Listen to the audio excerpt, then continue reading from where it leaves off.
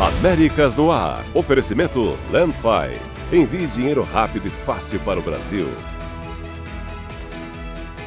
Uninter. A melhor faculdade para brasileiros nos Estados Unidos. Acesse uninteraméricas.com e inscreva-se já. Mais de 3 mil brasileiros foram deportados em 2025. Brasileira viraliza ao dizer que esposa de Lionel Messi a proibiu de entrar em estádio para ver final da Liga Profissional de Futebol. Brasil faz bonito e leva medalhas em esportes de gelo, snowboard e bobsled. Astrônomo brasileiro lidera o mapeamento do céu no hemisfério sul com o maior telescópio digital do mundo. Filme brasileiro O Agente Secreto leva 2 prêmios importantes e reforça favoritismo ao Oscar. E ainda, a prisão e a primeira audiência do líder venezuelano Nicolás Maduro.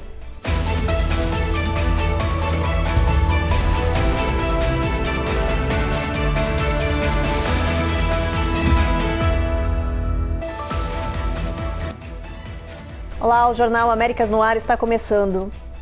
O mundo parou hoje para acompanhar a primeira audiência do líder da Venezuela e a esposa dele na Corte Americana em Nova York. Nicolás Maduro ouviu formalmente as acusações e se declarou inocente. Os detalhes com Matias Brotero. Nicolás Maduro e a esposa Cília Flores chegaram de helicóptero sob um forte esquema de segurança e foram escoltados até o Tribunal Federal em Manhattan. Eles são acusados de crimes que incluem tráfico de drogas e de armas. Os dois se declararam inocentes de todas as acusações. Tanto Maduro quanto a esposa responderam aos questionamentos em espanhol, com o apoio de um intérprete. Durante a sessão, que durou cerca de meia hora, Maduro fez anotações. Ao sair do tribunal, Maduro afirmou ser um prisioneiro de guerra. A próxima audiência está marcada para o dia 17 de março. Os dois continuarão presos preventivamente em Nova York. De Washington, D.C., Matias Brotero para o Américas no Ar. Na Venezuela, o clima hoje foi de calma e silêncio nas ruas. 2 dias depois da captura do líder Nicolás Maduro, a capital Caracas parecia semideserta. Filas foram registradas em supermercados e postos de gasolina. Durante todo o dia, a população estocou comida, água, remédios e gasolina, com medo do que vai acontecer no país. Caracas amanheceu com as ruas semivazias e vários comércios fechados, refletindo o clima de tensão no país. Mesmo com a posse da vice-presidente Delcy Rodrigues, a população segue apreensiva com o futuro. Não sabemos que destino nos vai a deparar agora com esta situação. Os poucos que se arriscaram a sair correram para estocar comida, água e remédios. Várias filas foram flagradas na cidade. Pouco a pouco, novas imagens dos ataques em Caracas estão sendo divulgadas. A Operação Firmeza Absoluta foi planejada por meses e contou com mais de 150 aeronaves, navios de guerra, um avião de pulso elétrico que apagou parte da capital, numa ação precisa e coordenada. Às 2 horas da manhã de sábado, horário de Caracas, a Força Americana entrou no complexo militar de Fuerte Tiuna e capturou Maduro e a esposa Cília Flores. 1 hora depois, o líder venezuelano e a esposa já estavam fora do país, seguindo rumo a Nova York. As imagens de Maduro saindo do avião nos Estados Unidos, seguindo, escoltado e entrando no centro prisional do Brooklyn, rodaram o mundo. Happy New Year. O presidente americano acompanhou toda a operação da Flórida. We're going to run the country until such time. Trump disse que os Estados Unidos iriam governar temporariamente a Venezuela e assumir a produção de petróleo. Ele não descartou um novo ataque no país e ainda afirmou que iria pressionar pelo apoio da vice-presidente venezuelana sob a ameaça de um destino pior que Maduro. Trump pediu acesso total ao país. Total access. We need total access. We need access to the oil and to other things in their country that allow us to rebuild their country. Mas em coletiva, Delcy Rodrigues declarou lealdade a Maduro e pediu a libertação imediata do líder. Exigimos la inmediata liberación del presidente Nicolás Maduro y de su esposa Cília Flores. Único presidente de Venezuela, el presidente Nicolás Maduro. Horas mais tarde, Delcy Rodrigues mudou de posição. e declarou que iria colaborar com os Estados Unidos. Na reunião emergencial do Conselho de Segurança da ONU, o Brasil condenou o ataque militar e a captura do presidente da Venezuela, mas adotou uma postura estratégica e tradicional do país. O Brasil ainda participou da reunião virtual da CELAC, os Estados Latino-Americanos e Caribenhos, para discutir a crise no continente. A reunião convocada pela Colômbia e pela Venezuela começou tensa. A subsecretária-geral para Assuntos Políticos, Rosemary de Carlo, cobrou respeito à Carta da ONU, à soberania e à integridade territorial dos estados e lembrou que o uso da força é proibido.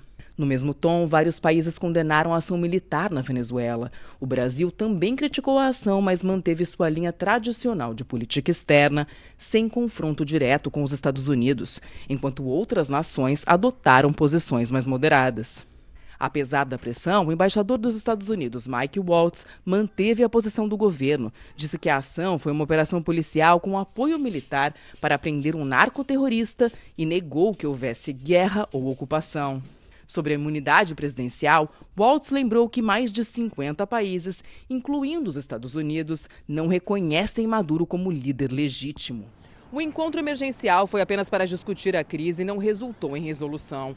Ontem, o Brasil também participou da reunião da CELAC, que é a Organização da Comunidade de Estados Latino-Americanos e Caribenhos. Defendeu a soberania da Venezuela e reconheceu Delcy Rodrigues como a presidente interina. O encontro dos 33 membros terminou sem consenso. Mais cedo, o Brasil e outros 5 países divulgaram uma carta expressando preocupação diante das ações militares executadas na Venezuela.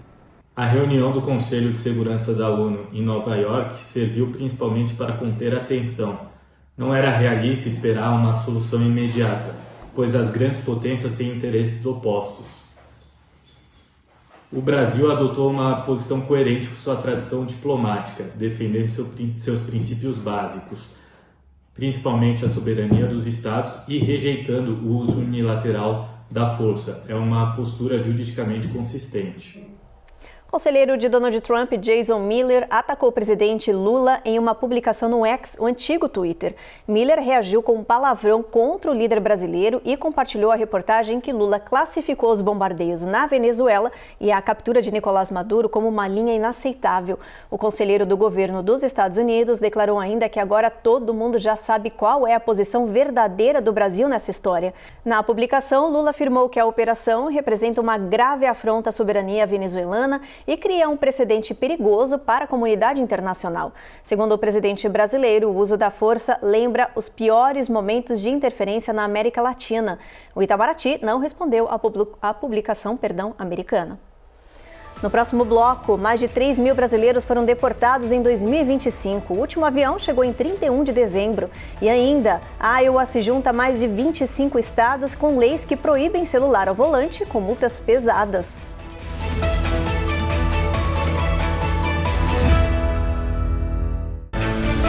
Américas no Ar. Oferecimento Landfi. Envie dinheiro rápido e fácil para o Brasil.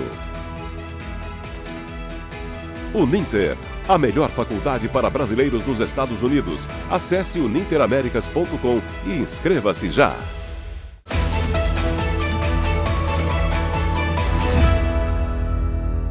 O número de brasileiros deportados dos Estados Unidos em 2025 representa quase o dobro das repatriações registradas no ano anterior, em 2024. O último voo americano com imigrantes brasileiros chegou em Minas Gerais no dia 31 de dezembro. Só em 2025, mais de 3 mil brasileiros foram deportados dos Estados Unidos, número que evidencia o impacto das políticas migratórias mais rígidas adotadas no governo Trump em seu primeiro ano de volta à Casa Branca. O voo mais recente de repatriação chegou ao Brasil no dia 31 de dezembro. A aeronave levou 124 brasileiros ao Aeroporto Internacional de Confins, em Minas Gerais.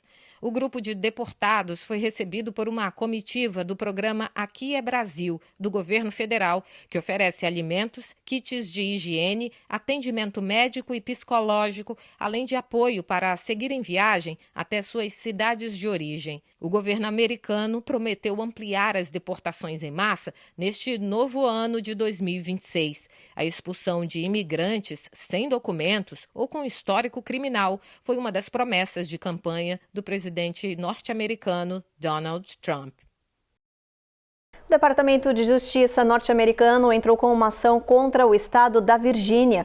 A disputa é sobre uma lei que permite que imigrantes sem documentação paguem mensalidades mais baixas nas universidades públicas. O Departamento de Justiça está processando o estado da Virgínia por uma lei aprovada em 2020, que permite que imigrantes sem autorização formal de residência paguem taxas de in-state, as mensalidades mais baratas das universidades públicas.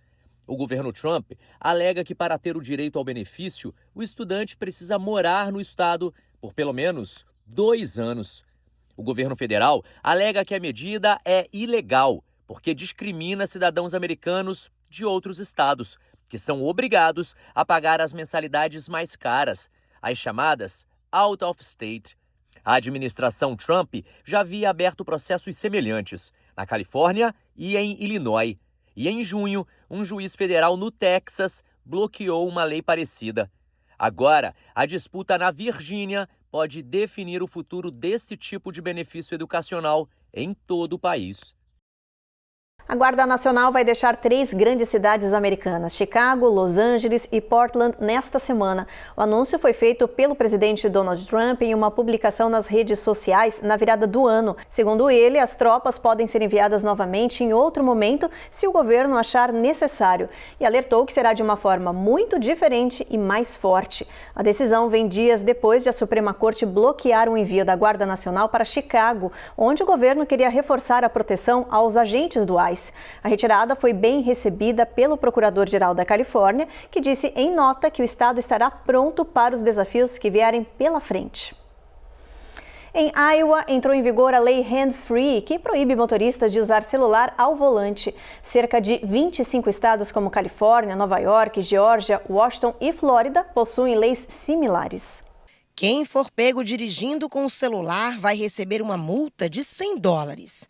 A lei foi assinada em abril do ano passado, mas teve um período de adaptação. Agora, em janeiro, os policiais receberam autorização para multar. As autoridades dizem que a lei vai tornar as estradas mais seguras. Com o início das multas, defensores da medida esperam uma queda ainda maior nas fatalidades, de cerca de 30%. My hopes are very high.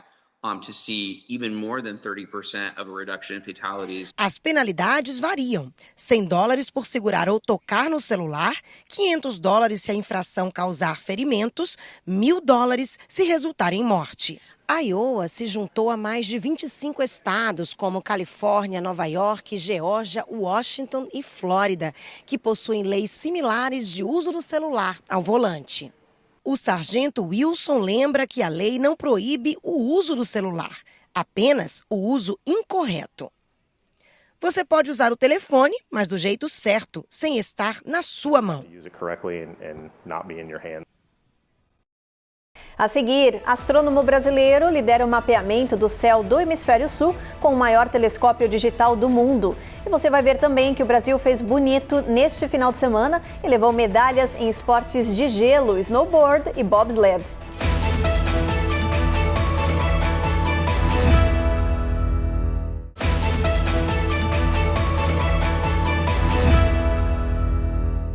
Já voltamos e com uma história curiosa que viralizou na internet. Uma brasileira famosa por tatuagens em homenagem ao jogador Lionel Messi acusa a esposa do astro de impedi-la de assistir um jogo em Miami.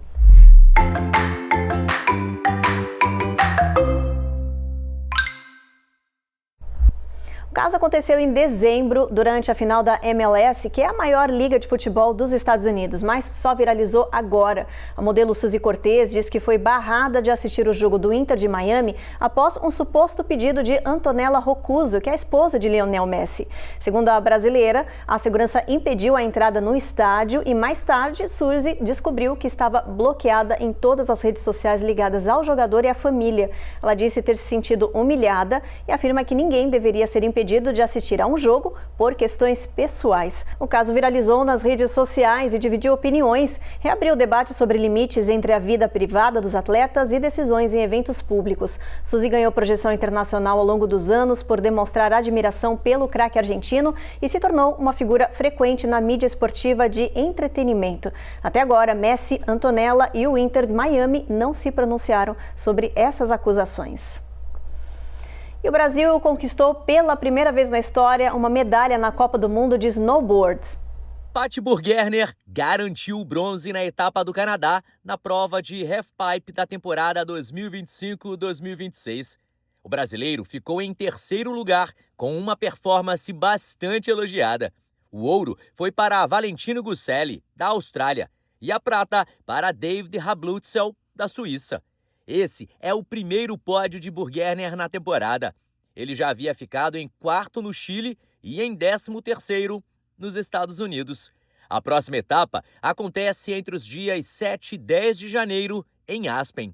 Nascido na Suíça e filho de mãe brasileira, Patty passou a defender o Brasil em 2024, de olho nos Jogos de Inverno de Milão-Cortina 2026.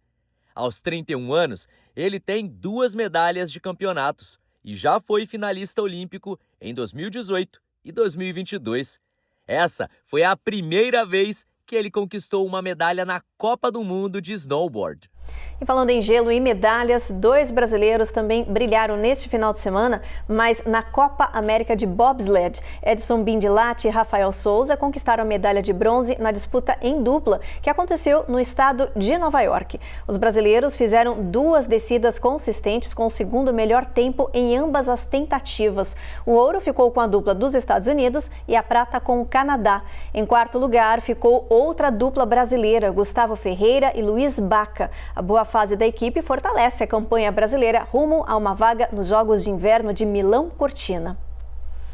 E olha, um astrônomo brasileiro está liderando a participação do nosso país em um dos projetos mais ambiciosos da história, mapear completamente o céu do hemisfério sul. A Carla Marinho conta pra gente essa história. O mapeamento completo do céu do hemisfério sul será feito a partir de um supertelescópio instalado no Chile, no deserto do Atacama. É com esse gigante equipamento que o astrônomo brasileiro Luiz Nicolás está liderando a participação do Brasil nesse projeto desafiador, em parceria com instituições dos Estados Unidos, como Harvard e Princeton. Trabalho que também tem aberto portas para o treinamento de jovens pesquisadores em um ambiente de altíssima competitividade internacional. O equipamento opera a maior câmera digital do mundo, capaz de registrar imagens de estrelas, galáxias, movimentos no espaço e até fenômenos raros que antes poderiam passar desapercebidos. É como se o telescópio tirasse uma foto de altíssima resolução do universo, 4 vezes por minuto. Mas o papel do Brasil vai muito além de observar estrelas. O nosso país está construindo uma infraestrutura própria para processar esse oceano de dados, usando inteligência artificial, supercomputadores e técnicas avançadas de Big Data. Para Nicolás, isso coloca o país no primeiro escalão da ciência global. Uma imagem tem que sair lá do Chile e estar em Palo Alto em menos de 20 segundos. Então, uma das contribuições foi a infraestrutura de conexão feita pela RNP do Brasil, a Rede Nacional de Pesquisa e Ensino. Então, os dados vão para uma cidade chamada La Serena, Santiago, Santiago, São Paulo. E também tem uma contribuição da FAPESP, que transmite esses dados de São Paulo para Boca Raton. E aí esses dados vão para a Califórnia, para Palo Alto, França e Reino Unido. Essa tecnologia do espaço também pode ajudar aqui na Terra. Os sistemas usados para analisar bilhões de dados astronômicos podem ser aplicados no dia a dia das pessoas, em áreas como segurança, saúde, previsão do tempo, monitoramento ambiental e gestão de grandes bancos de informação. No próximo bloco, filme brasileiro O Agente Secreto leva 2 prêmios importantes e reforça favoritismo ao Oscar. E mais, estudo mostra queda no número de diretoras mulheres entre os filmes de maior bilheteria em 2025.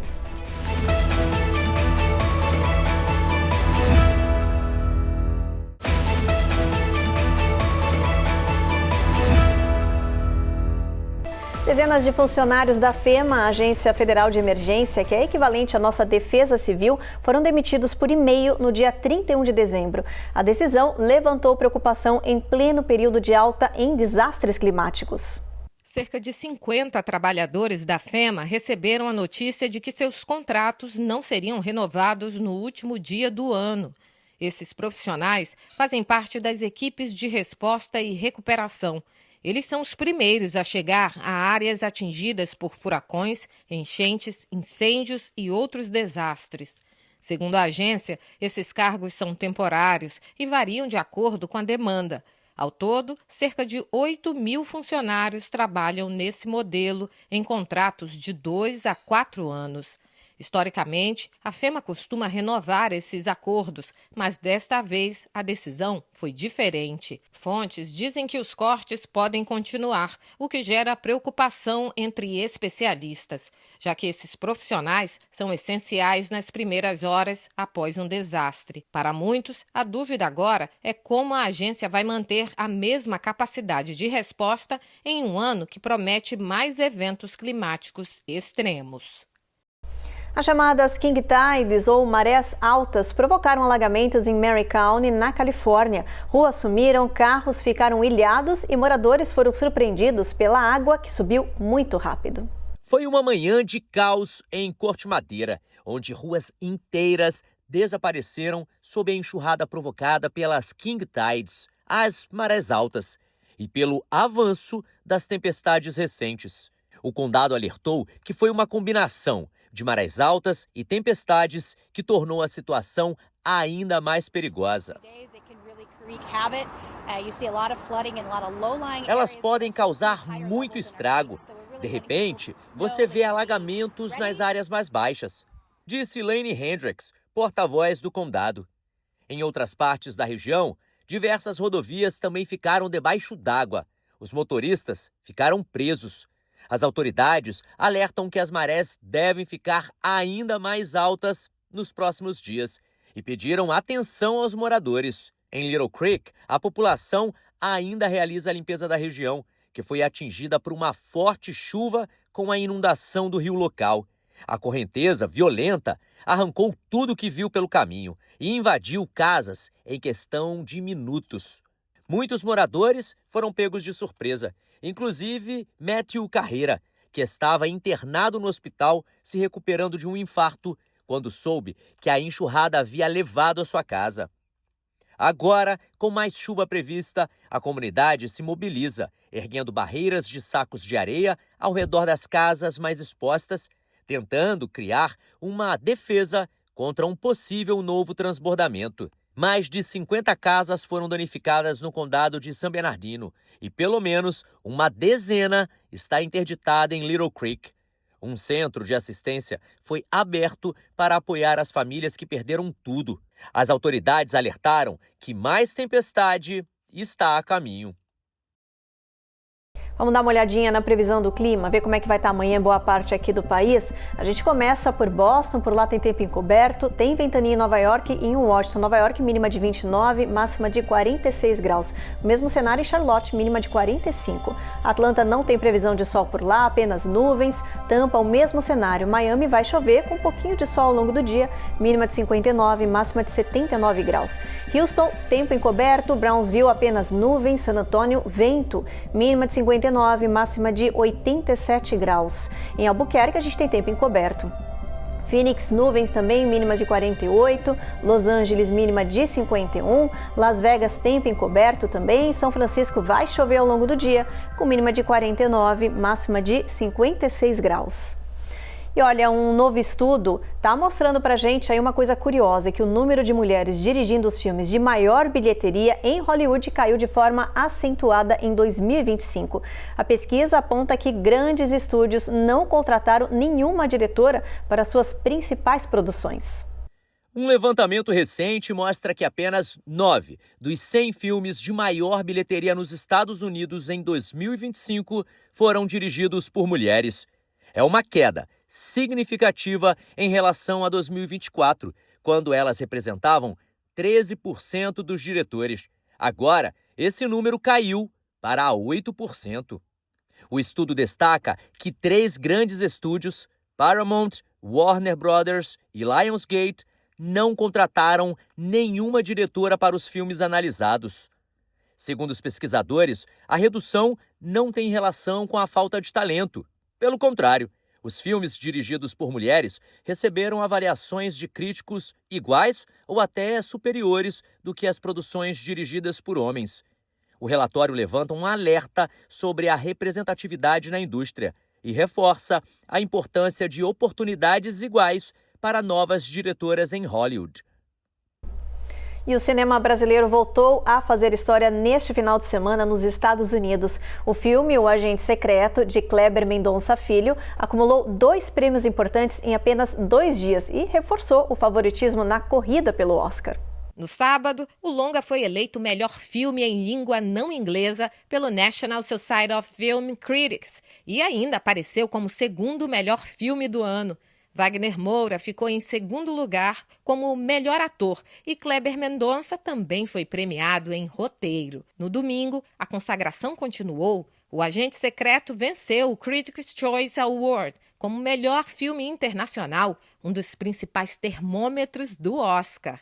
O filme se passa no Recife de 1977, em plena ditadura militar, e acompanha Marcelo, um professor interpretado por Wagner Moura, que se vê envolvido num esquema de espionagem e conspirações. Desde a estreia, o Agente Secreto acumula aclamação internacional, 99% de aprovação da crítica e mais de 1 milhão de espectadores no Brasil.